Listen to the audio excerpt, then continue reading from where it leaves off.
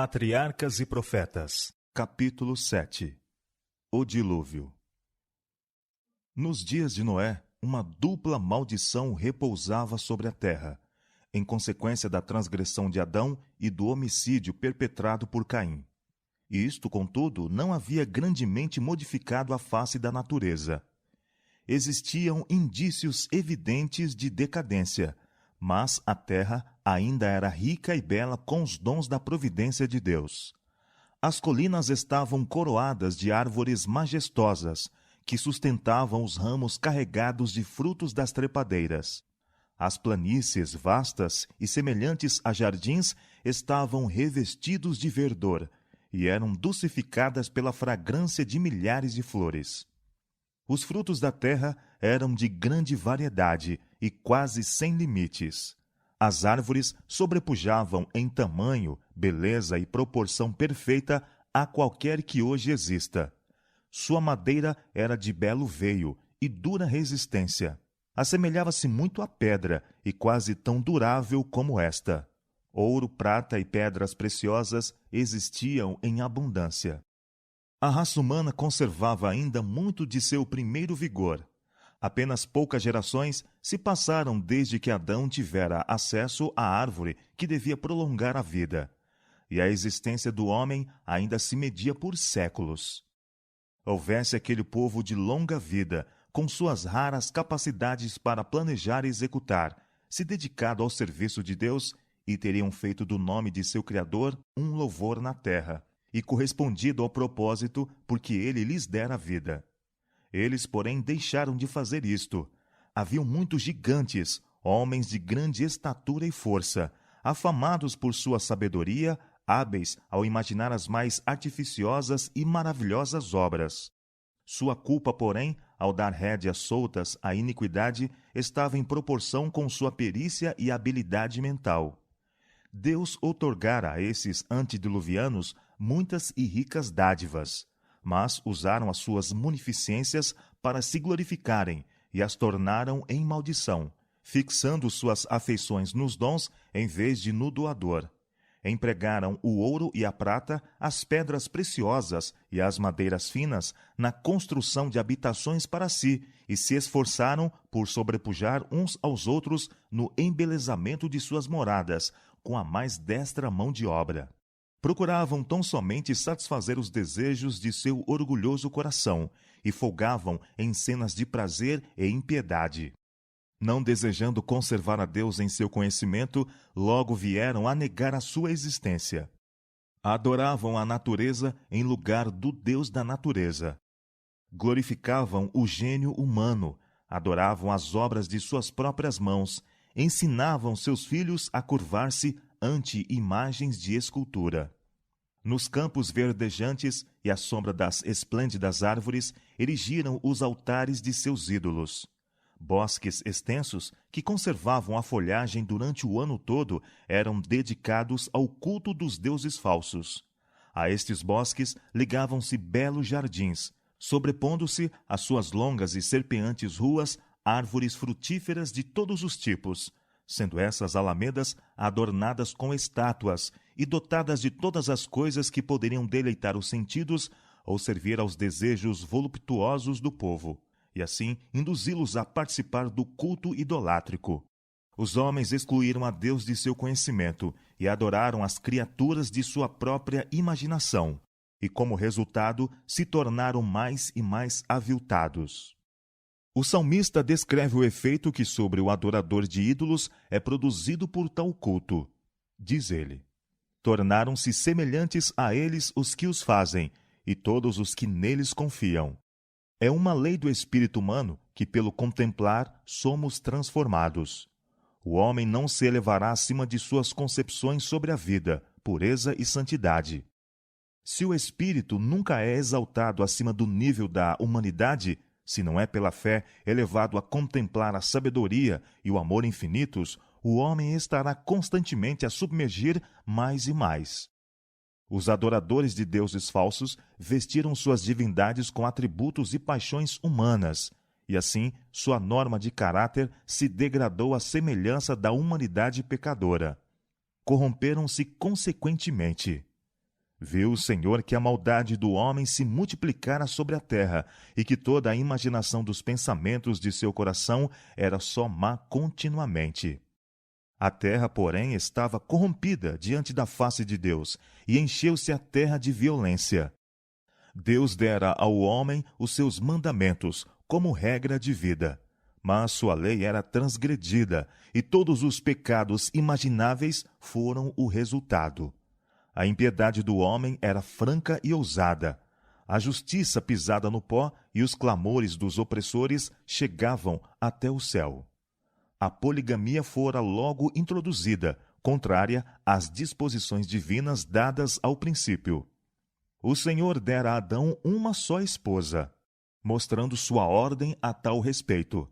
Mas depois da queda, os homens preferiram seguir os seus próprios desejos pecaminosos, e como resultado, o crime e a miséria aumentaram rapidamente.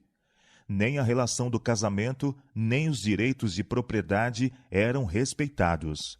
Quem quer que cobiçasse as mulheres ou as posses de seu próximo, tomava-as pela força, e os homens exultavam com suas ações de violência. Deleitavam-se na destruição da vida de animais, e o uso da carne como alimento tornava-os ainda mais cruéis e sanguinolentos, até que vieram a considerar a vida humana com espantosa indiferença. O mundo estava em sua infância. Todavia, a iniquidade se tornara tão aprofundada e esparsa que Deus não mais a podia suportar. E ele disse: Destruirei de sobre a face da terra o homem que criei. Gênesis capítulo 6, verso 7. Declarou que seu espírito não contenderia para sempre com a raça decaída. Se não cessassem de poluir com seus pecados o mundo e os seus ricos tesouros, ele os eliminaria de sua criação e destruiria as coisas com que se deleitara em abençoá-los. Devastaria os animais do campo e a vegetação que fornecia tão abundante provisão de alimento, e transformaria a formosa terra em um vasto cenário de desolação e ruína. Por entre a corrupção prevalecente, Matusalém, Noé e muitos outros trabalhavam para conservar vivo o conhecimento do verdadeiro Deus e conter a onda dos males morais. 120 anos antes do dilúvio, o Senhor, por meio de um santo anjo, declarou a Noé o seu propósito e ordenou-lhe construir uma arca. Enquanto construía a arca, deveria ele pregar que Deus traria um dilúvio de água sobre a terra para destruir os ímpios. Os que crescem na mensagem e se preparassem para aquele acontecimento, pelo arrependimento e reforma de vida, encontrariam perdão e seriam salvos. Enoque repetiu a seus filhos o que Deus lhe mostrara com relação ao dilúvio, e Matusalém e seus filhos, que viveram até alcançar a pregação de Noé, ajudaram na construção da arca. Deus deu a Noé as dimensões exatas da arca e instruções explícitas com relação à sua construção em todos os pormenores. A sabedoria humana não poderia ter concebido uma estrutura de tão grande resistência e durabilidade. Fora Deus que fizera a planta da mesma, e Noé o construtor-chefe. Foi construída semelhante ao casco de um navio, para que pudesse flutuar sobre a água, mas, em alguns sentidos, muito mais se parecia com uma casa. Tinha uma altura de 3 andares, com apenas uma porta, que ficava ao lado. A luz entrava por cima, e os diversos compartimentos eram de tal maneira arranjados que todos eram iluminados. O material empregado na construção da arca era o cipreste, ou madeira de gofer, a qual estaria isenta de apodrecimento durante centenas de anos.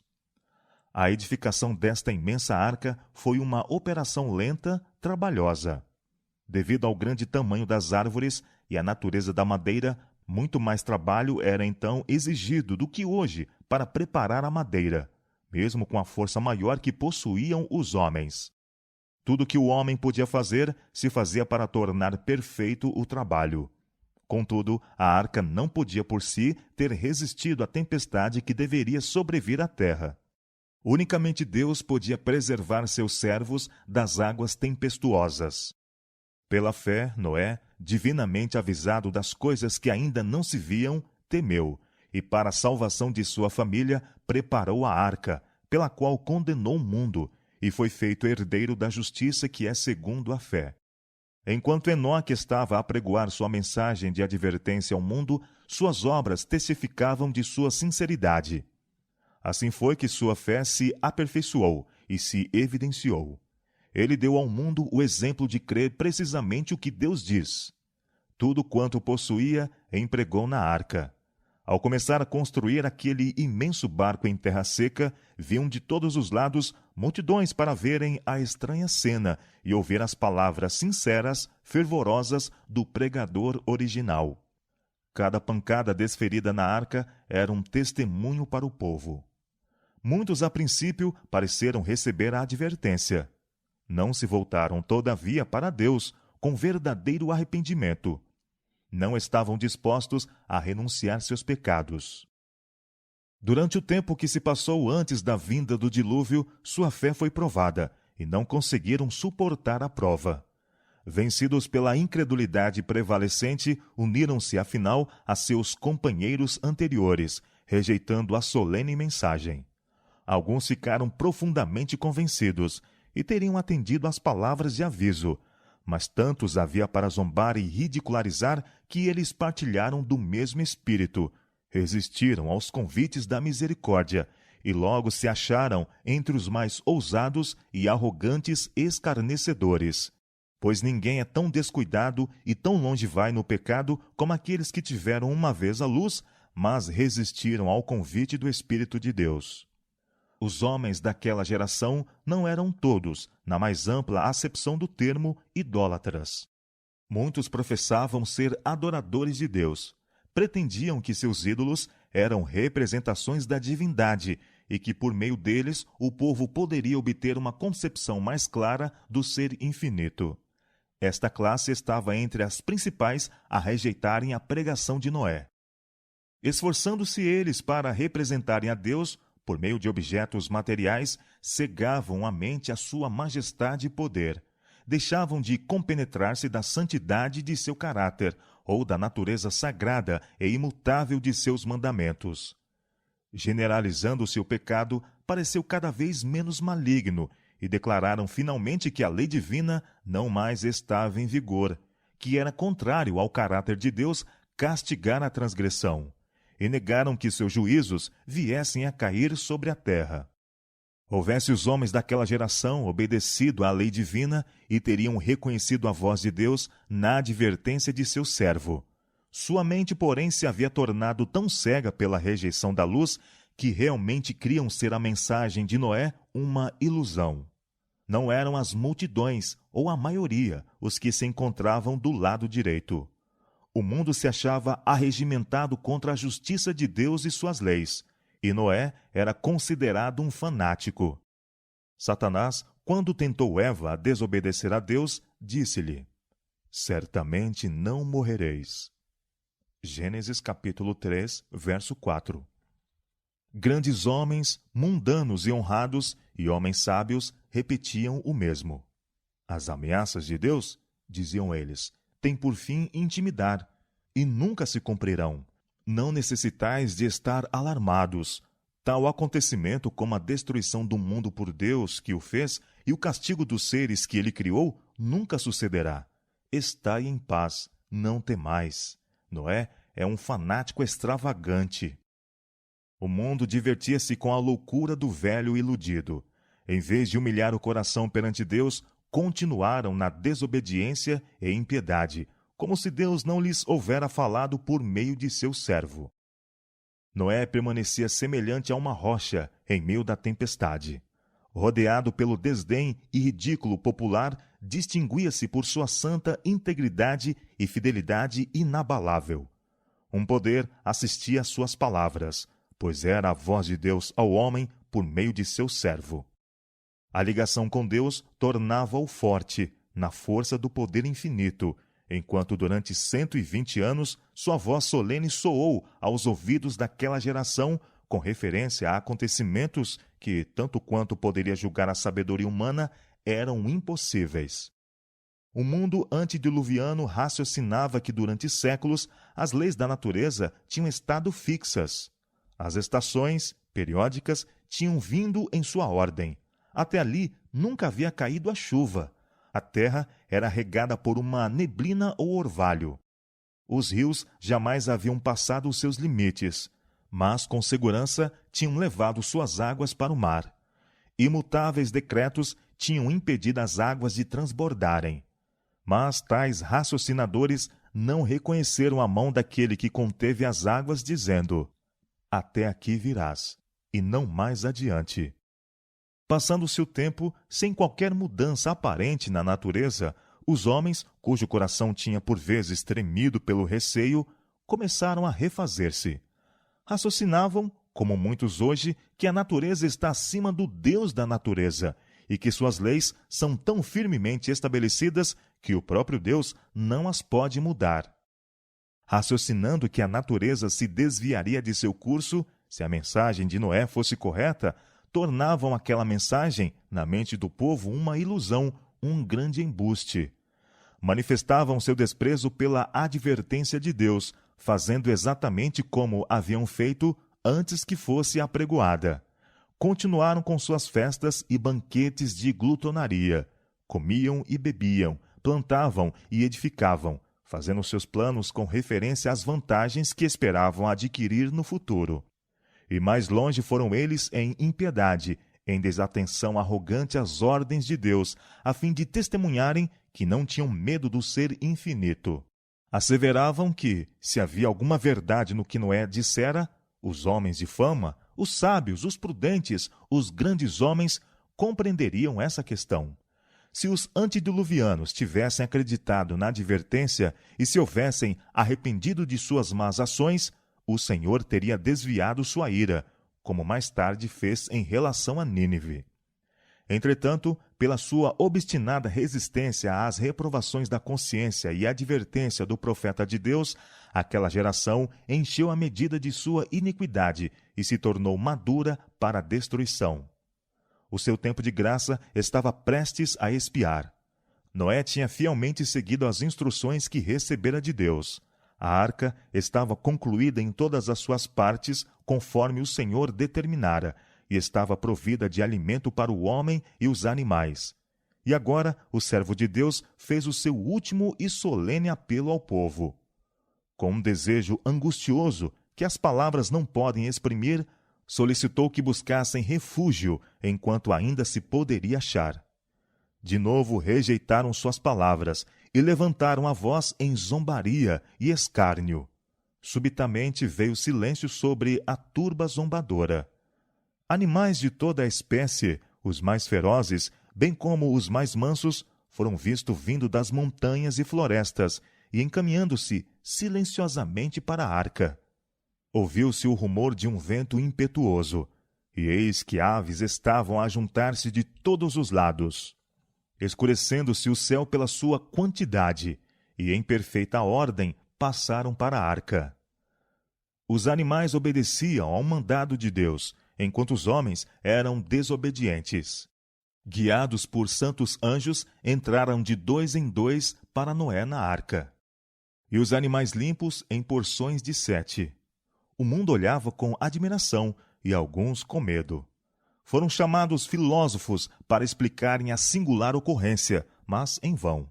Era um mistério que eles não podiam penetrar. Mas os homens se haviam tornado tão endurecidos pela sua persistente rejeição da luz que mesmo esta cena não produziu senão uma impressão momentânea.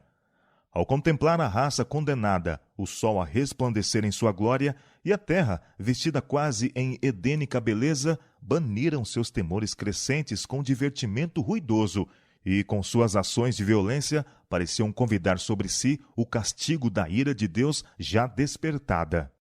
Deus ordenou a Noé: entra tu e toda a tua casa na arca, porque te hei visto justo diante de mim nesta geração. A advertência de Noé tinha sido rejeitada pelo mundo, mas de sua influência e exemplo resultaram bênçãos para a sua família. Como recompensa de sua fidelidade e integridade, Deus salvou com ele todos os membros de sua família. Que animação para a fidelidade paternal! A misericórdia havia cessado os seus rogos pela raça culpada. Os animais do campo e as aves do céu tinham entrado no lugar de refúgio. Noé e sua casa estavam dentro da arca, e o Senhor os fechou por fora. Viu-se um lampejo de luz deslumbrante e uma nuvem de glória, mais vívida que o relâmpago, desceu do céu e pairou diante da entrada da arca. A porta maciça, que era impossível aqueles que dentro estavam fechar, girou vagarosamente ao seu lugar, por meio de mãos invisíveis. Noé ficou encerrado, e os que rejeitaram a misericórdia de Deus, excluído. O selo do céu estava naquela porta. Deus a havia fechado, e somente Deus a poderia abrir. Assim, quando Cristo terminar sua intercessão pelo homem culpado, antes de sua vinda nas nuvens do céu, fechar-se-á a porta da misericórdia. A graça divina não mais restringirá os ímpios, e Satanás terá pleno domínio sobre aqueles que rejeitaram a misericórdia. Esforçar-se-ão por destruir o povo de Deus, mas como Noé estava encerrado na arca, assim os justos estarão escudados pelo poder divino. Durante 7 dias depois que Noé e sua família entraram na arca, não apareceu sinal da tempestade vindoura. Fora durante esse tempo provada a sua fé. Foi um tempo de triunfo para o povo lá fora. A aparente demora confirmava-os na crença de que a mensagem de Noé era uma ilusão e de que o dilúvio jamais viria.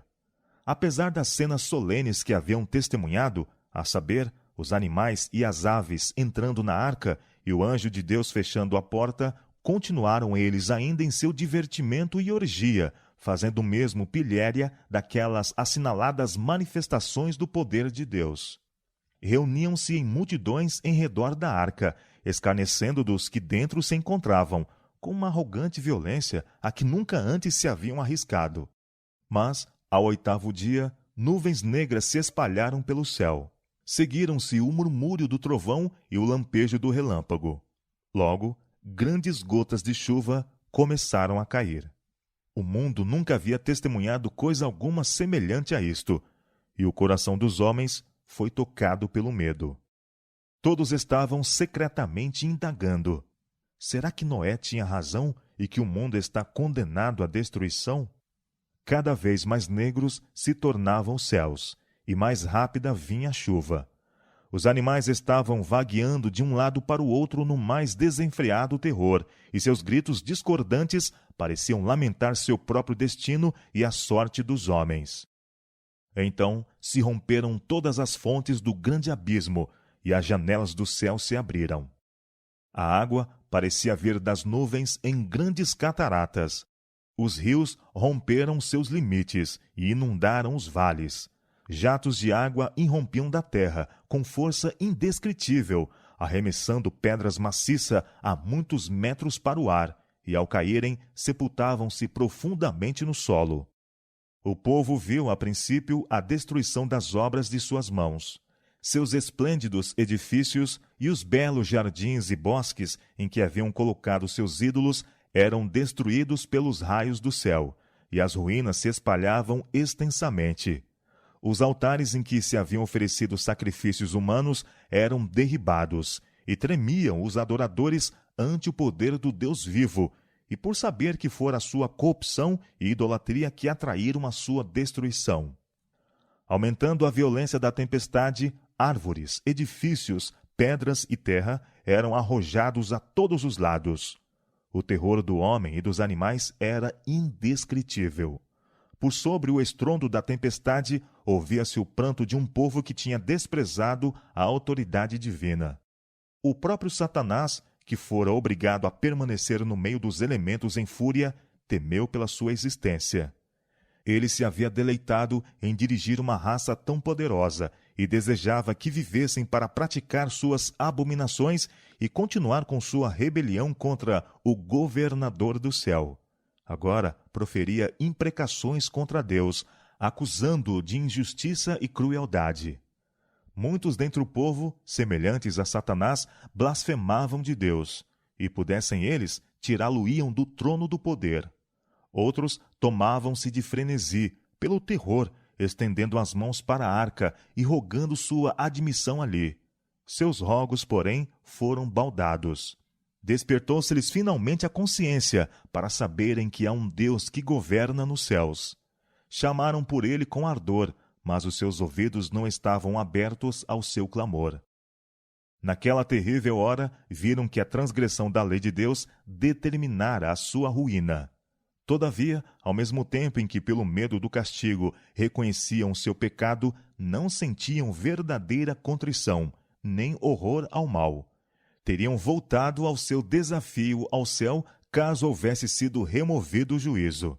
Semelhantemente, quando os juízos de Deus caírem sobre a terra, antes de seu dilúvio de fogo, os impenitentes saberão precisamente onde pecaram e em que consiste o seu pecado, o desprezo à sua santa lei. Contudo, não terão verdadeiro arrependimento mais do que tiveram os pecadores do mundo antigo. Alguns, em seu desespero, esforçavam-se por penetrar na arca. Porém, a firme estrutura resistiu aos seus esforços. Alguns apegaram-se à arca até que foram arrebatados pelas águas revoltas, ou foi seu apego interrompido pela colisão com as rochas e árvores. A pesada arca estremecia em cada fibra, ao ser batida pelos ventos impetuosos e arremessada de uma vaga para outra. Os gritos dos animais dentro exprimiam o seu medo e dor, mas, por entre os elementos em luta, continuou a flutuar com segurança. Anjos, magníficos em poder, foram comissionados para aguardar. Animais, expostos à tempestade, lançavam-se sobre o homem, como que a esperar dele auxílio. Alguns dentre o povo amarravam seus filhos a si mesmos em cima de animais poderosos, sabendo que estes tinham grande apego à vida, e subiriam aos pontos mais altos para escaparem das águas que se elevavam. Alguns ataram-se às árvores altas, no cimo das colinas ou montanhas, mas as árvores foram desarraigadas e com seu fardo de seres vivos arrojadas às vagas fervilhantes. Um lugar após outro que prometia segurança foi abandonado. Levantando-se as águas cada vez mais, o povo fugiu em busca de refúgio às mais altas montanhas. Frequentemente, homens e animais lutavam entre si por um lugar, até que uns e outros eram varridos. Dos mais altos píncaros olhavam os homens ao longe sobre um oceano sem praias. As solenes advertências do servo de Deus não mais pareciam assunto para o ridículo e escárnio. Quanto anelavam aqueles pecadores condenados às oportunidades que haviam desdenhado. Quanto pleitearam eles uma hora de graça, mais um privilégio de misericórdia, um apelo dos lábios de Noé. Mas a doce voz de misericórdia não mais seria ouvida por eles. O amor, não menos que a justiça, exigia que os juízos de Deus pusessem um paradeiro ao pecado. As águas vingadoras varreram o último retiro, e os desprezadores de Deus pereceram nas negras profundidades.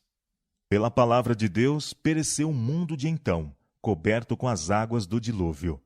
Mas os céus e a terra que agora existem, pela mesma palavra se reservam como tesouro e se guardam para o fogo, até o dia do juízo e da perdição dos homens ímpios. Está a vir outra tempestade.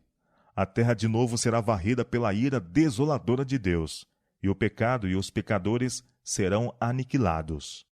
Os pecados que atraíram a vingança sobre o mundo antediluviano existem hoje.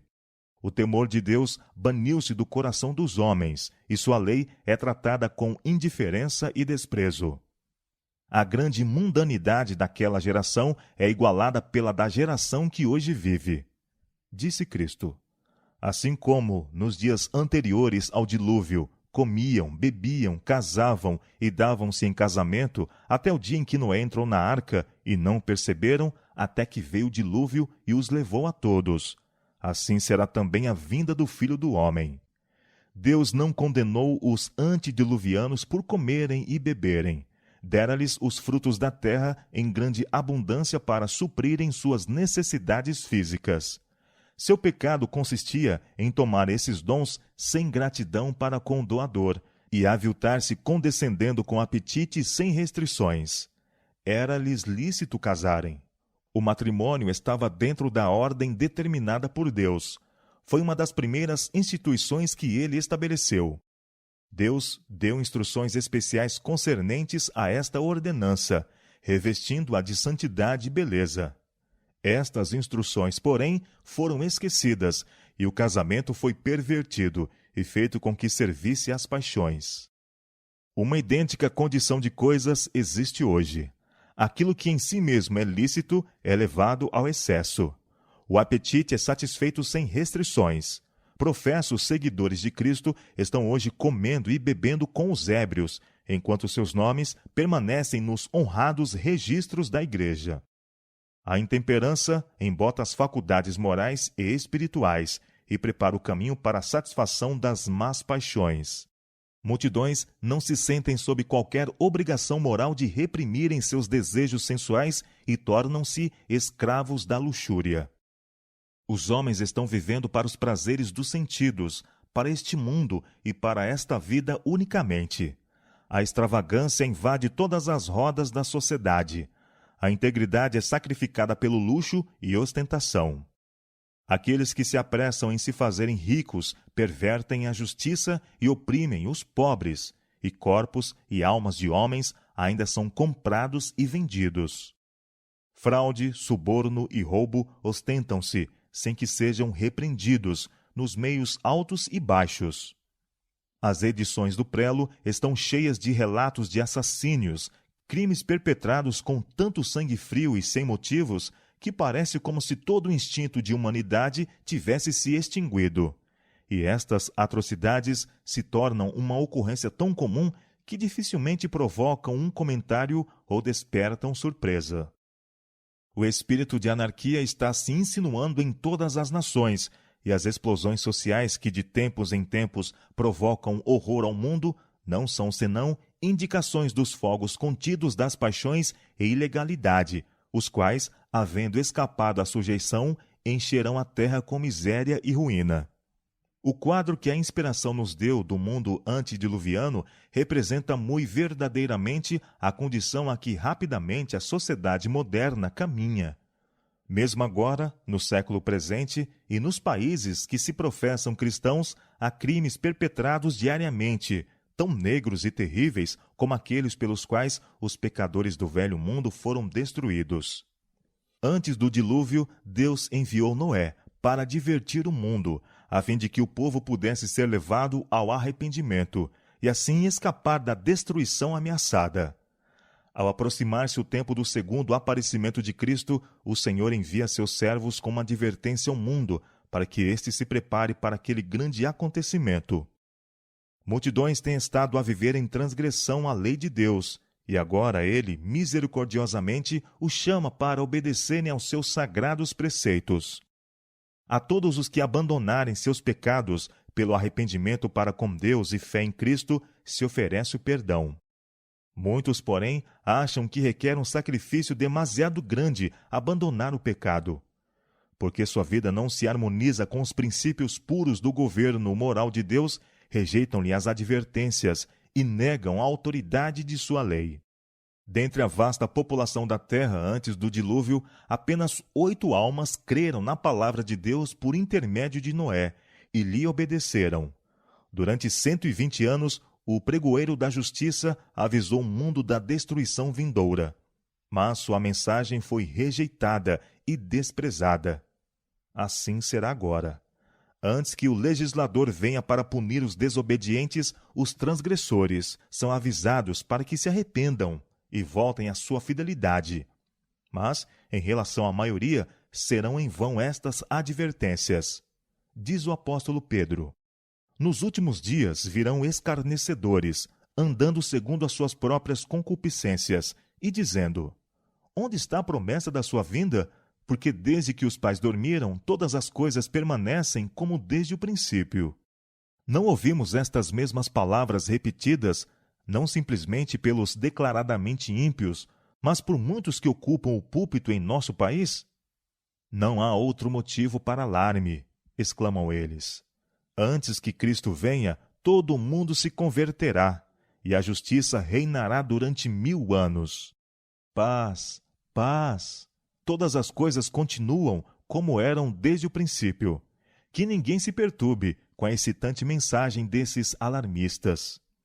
Mas tal doutrina do milênio não se harmoniza com os ensinos de Cristo e seus apóstolos. Jesus fez a significativa pergunta: quando, porém, vier o Filho do Homem, porventura achará fé na terra? E, conforme vimos, ele declara que o estado do mundo será como nos dias de Noé. Paulo nos adverte que podemos esperar a iniquidade aumentar ao aproximar-se o fim. O Espírito expressamente diz que nos últimos tempos apostatarão alguns da fé, dando ouvidos a espíritos enganadores e a doutrinas de demônios. O apóstolo diz que nos últimos dias sobrevirão tempos trabalhosos. E ele dá uma lista surpreendente de pecados que se encontrarão entre os que têm uma forma de piedade. Estando a encerrar-se o seu tempo de graça, entregava-se os antediluvianos a divertimentos e festas excitantes. Os que possuíam influência e poderio aplicavam-se em conservar a mente do povo ocupada com júbilo e prazer, para que não acontecesse alguém ficar impressionado pela última e solene advertência. Não vemos o mesmo repetido em nossa época? Enquanto os servos de Deus estão a dar a mensagem de que o fim de todas as coisas está às portas, o mundo se absorve em divertimentos e busca de prazeres. Há uma constante sequência de sensações que ocasiona a indiferença para com Deus e impede o povo de se impressionar com as verdades que unicamente o podem salvar da destruição vindoura. No tempo de Noé, declaravam os filósofos que era impossível ser um mundo destruído pela água. Assim, há hoje homens de ciência que se esforçam por provar que o mundo não pode ser destruído pelo fogo, ou seja, que isto seria incoerente com as leis da natureza. Mas o Deus da natureza, o autor e dirigente das leis da mesma natureza, pode fazer uso das obras de suas mãos para servirem a seu propósito. Quando os grandes e sábios provaram para sua satisfação que era impossível o mundo ser destruído pela água, quando os temores do povo se acalmaram, quando todos consideravam a profecia de Noé como uma ilusão e o olhavam como a um fanático, então é que veio o tempo de Deus. Romperam-se todas as fontes do grande abismo e as janelas do céu se abriram, e os escarnecedores foram submersos nas águas do dilúvio. Com toda sua orgulhosa filosofia, demasiado tarde acharam os homens que sua sabedoria era loucura, que o legislador é maior do que as leis da natureza e que à onipotência não faltam meios para cumprir os seus propósitos. E como aconteceu nos dias de Noé, assim será no dia em que o Filho do Homem se há de manifestar. O dia do Senhor virá como ladrão de noite, no qual os céus passarão com grande estrondo, e os elementos ardendo se desfarão, e a terra e as obras que nela há se queimarão. Quando os raciocínios da filosofia houverem banido o temor dos juízos de Deus, quando ensinadores religiosos estiverem a apontar no futuro para longas eras de paz e prosperidade, e o mundo estiver absorto em sua rotina de negócios e prazeres, plantando e construindo, banqueteando-se e divertindo-se, rejeitando as advertências de Deus e zombando de seus mensageiros, então é que súbita destruição lhes sobrevirá, e não escaparão.